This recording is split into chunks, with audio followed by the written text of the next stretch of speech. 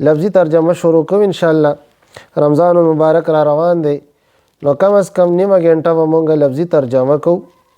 کوشش کوئ ملګري چې دا اوروي نو د اجر او ثواب میاشم ده او په دې هم پوه شو چې الله تعالی موږ نه قرآن کریم کې څه غواړي.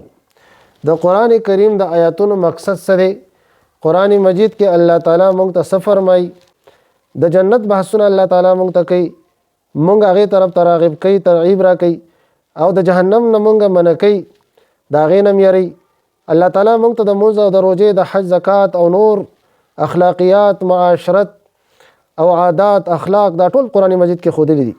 نو انشاءالله تفسیر خو نشو کولی ځکه تفسیر هغه ډېر زیات ټایم غواړي، خو مختصر لفظي ترجمه به کوو انشاءالله او د آیت مقصد به واضحو چې موږ ته دې آیت کې الله تعالی څه وویل. نو بسم الله کوو ملګري، ټول ویښ شئ او په غور سره اورئ. اعوذ بالله من الشیطان الرجیم. دا سورة الفاتحه دونه به وایو چې دا سورة الفاتحه کوم ځای کې نازل شوې ده.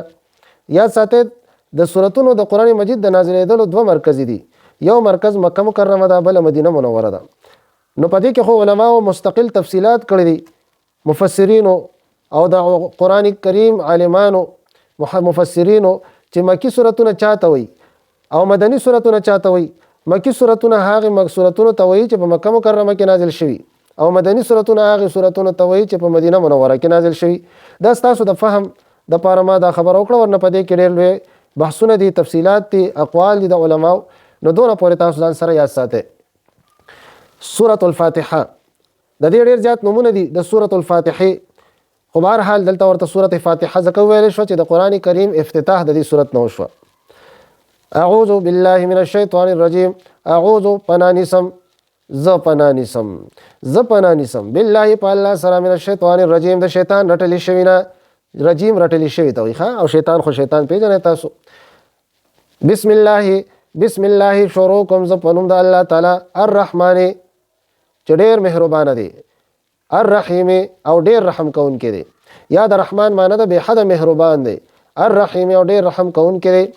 الحمد ټول صفتونه، ټول صفتونه، ټول تعریفونه، ټول استاینې لله خاص دی الله لرا، رب العالمین چې رب د مخلوقاتو دی. رب وی پالون کی ته پالون کې چې کوم یو څیز څه شی لره پالي هغې ته رب وی. بعض علماو د دې معنا کړې د مفسرینو چې یو شی لره حد نقص نه حد کمال ته رسي دی ته رب وی. نو الله تعالی مخلوق ډېر کمزوري پیدا کړي چې هغه کې تش نقصانات وي، خوراک نشي کولی، سترګې نشي غړولی، خبرې نشي کولی، ګرځېدلی نشي، بدن کې قوت طاقت نه وي، لیکن الله جل جلاله په هغه کې قوت هم واچي، سترګو کې بینایي واچي، غوږونو کې شنوایي واچي، په ژبه باندې ذکر راولي او په بدن کې لاسو کې د نیولو طاقت، په خپو کې د ګرځېدلو طاقت. نو حد نقص نه حد کمال ته الله تعالی انسان رسي. نو رب د مخلوقاتو دی، هر یو مخلوق ته کمال ته رسي. عالم وی مخلوق ته.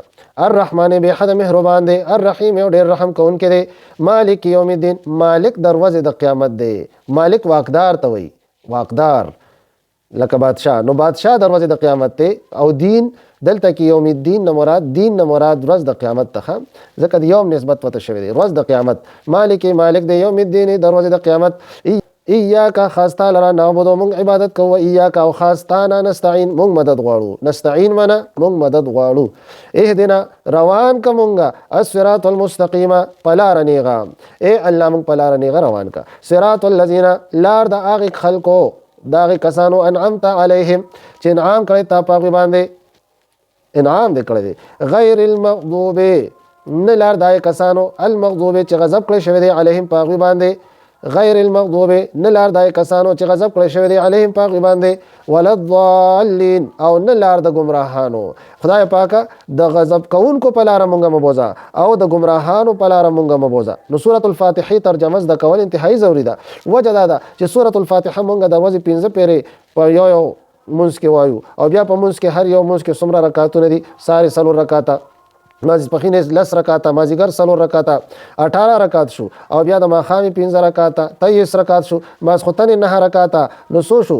23 او 900 شو دا 32 رکعتونه شو تقریبا 32 33 په دغه ټولو رکعتونو کې مونږه دا صورت وایو نو چې مونږ ته معنا معلومه وي او په غور فکر سره مونږ د یو لفظ په جواب باندې وایو د سره په ذهن کې په ځل کې د دې معنی سوچم کو نو ان شاء الله قران مجید به مونږ ته ډېر مزه راکړي موږ به زمونږ زړه ته تسلی به ملاويږي خشوع خضوع به زمونږ په ځل کې موږ کې پیدا کیږي الله تعالی دې دغه صورت مونږ ته زده کې ان شاء الله سورۃ بقره ورپسې شروع کو واخر دعوانا ان الحمدلله رب العالمین کوم ملګری نه پوي کمنټ کې وای دا غي معنی به ان شاء الله کو